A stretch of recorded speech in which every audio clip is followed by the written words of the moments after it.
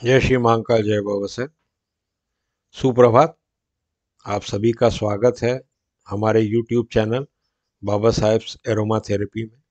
जैसा आपको विदित है, आपने वीडियोस देखे हैं, आपने विजिट किया है हमारी YouTube चैनल को, या इंस्टाग्राम पे देखा है या फेसबुक पे देखा है। ये बेसिकली जो साहेब के 100 साल पुराने एक्सपीरियंसेस हैं, उनके बेसिस पर हम एरोमा थेरेपी को डेवलप कर रहे हैं। इस वीडियो में हम गुलाब इत्र के उपयोग का जानकारी इस वीडियो में लेंगे।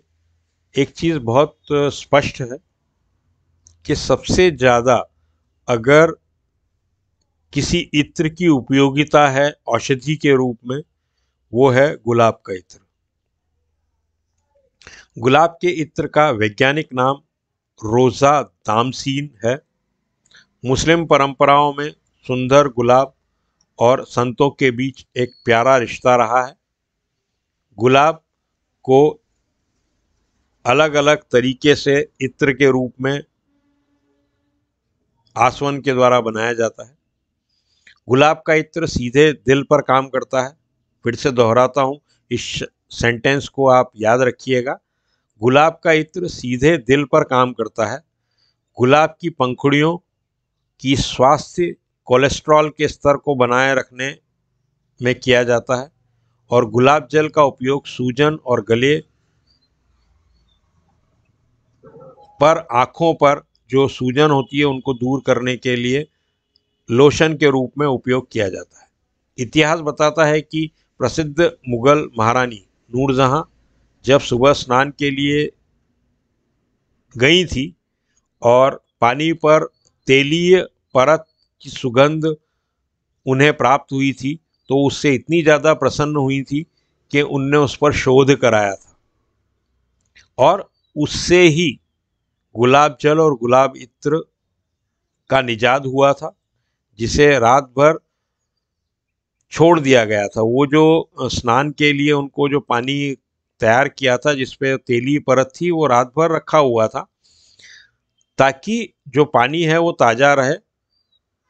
जब ये देखा गया तो उसे आसूद किया गया या डिस्टिलेशन उसका किया गया, और उससे गुलाब की सुगंध प्राप्त हुई। आसवन के दौरान चंदन का मूल इत्र वाष्पित हो जाता है और तेल फूल की सुगंध को पकड़ लेता है। आसवन या डिस्टिलेशन कई टिन लाइन वाले तांबे के बर्तन में किया जाता है, या कांच के जो बड़े बड़े फ्लास्क आते हैं उसमें किया जाता है, जो प्रत्येक में लगभग 50 लीटर पानी रखा जा सके। लगभग 2 ग्राम गुलाब इत्र के लिए प्रत्येक कंटेनर में लगभग 10,000 गुलाब रखे जाते हैं। बर्तन को फिर कसकर सील कर दिया जाता है और मिश्रण 6 घंटे तक उबाला जाता है। वाष्प जब एक ट्यूब के माध्यम से जाती है तो उसे ठंडे पानी के पूल से गुजारते हैं और अंततः एक बड़े ग्लास जार तक पहुंच जाती है वो खुशबू, जहां गुलाब जल एकत्रित किया जाता है। डिस्टिलेशन के जो प्रोसेस हैं उसके अंदर ये बहुत इजीली एक राउंड बॉटम फ्लास्क में गुलाब के पंखुड़ियों को गर्म करते हैं और वाटर कंडेंसर से उसको कंडेंस करके दूसरे जार के अंदर कलेक्ट कर लिया जाता है। इस बिंदु पर इत्र की बूंदें अभी भी गुलाब जल के रूप में होती हैं।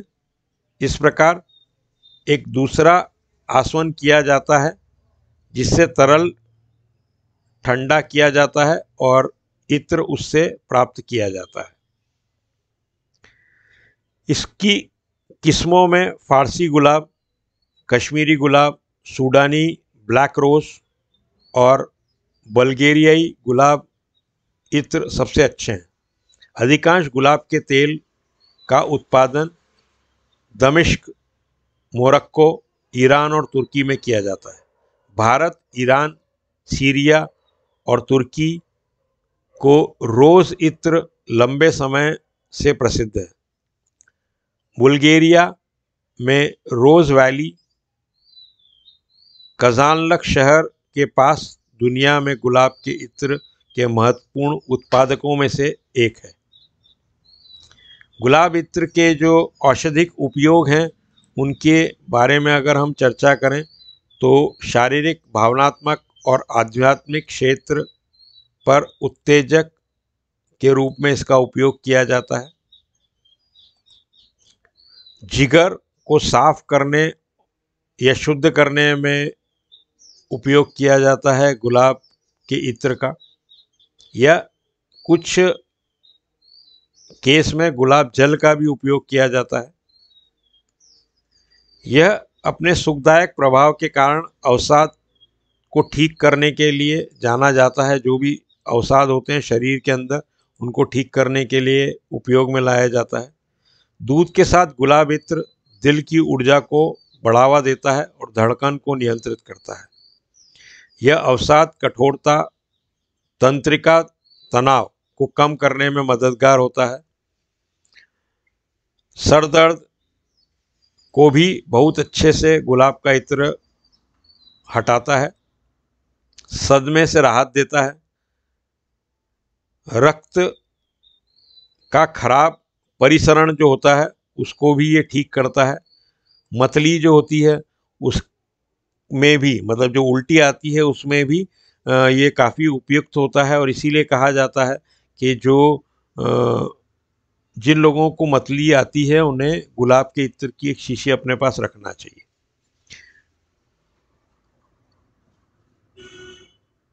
रोग प्रतिरोधक क्षमता बढ़ाता है।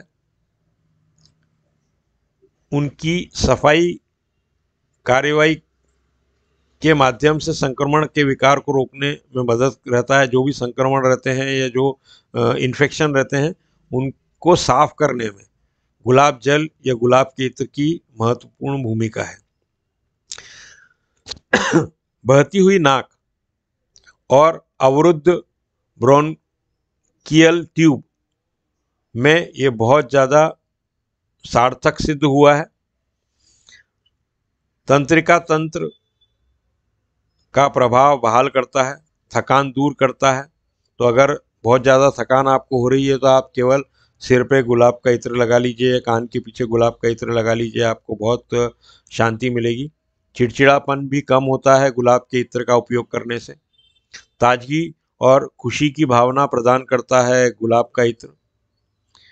चिंता को कम करता है और रक्तचाप के स्तर को कम करता है।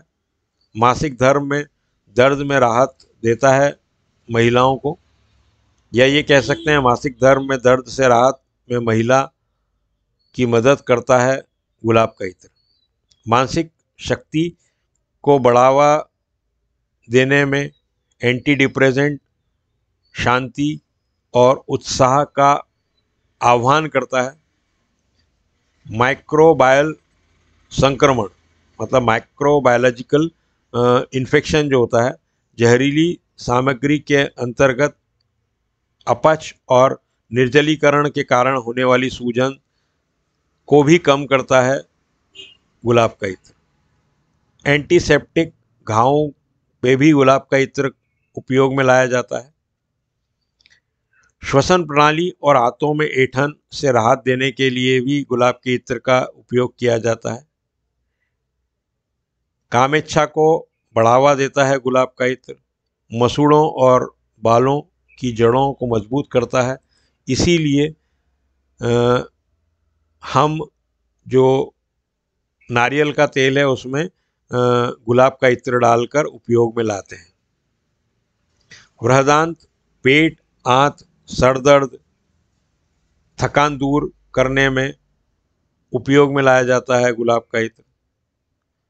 जिगर के स्वास्थ्य के लिए उपयुक्त होता है। पित्त, एसिड और अल्सर में अतिरिक्त जो प्रवाह होता है उसके इलाज में उपयोग में लाया जाता है गुलाब का इत्र।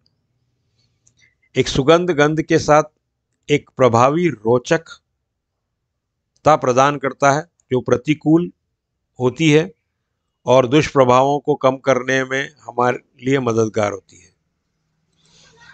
तो ये थे गुलाब के इत्र के बारे में, जो कि सबसे ज़्यादा उपयोग होता है औषधियों में गुलाब का। तो जो भी आपको प्रश्न है इससे रिलेटेड वो आप पूछ सकते हैं। व्यक्तिगत रूप से जो आपके प्रश्न हैं उनके लिए भी आप एक मेल डालकर हमारा नंबर भी ले सकते हैं और सीधे भी बात कर सकते हैं।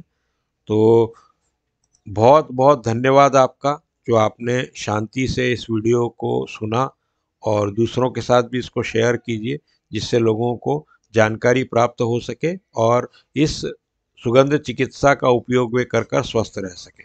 हम अगले वीडियो में मिलेंगे, तब तक के लिए अपना ध्यान रखिएगा। जय श्री महाकाल, जय बाबा साहेब।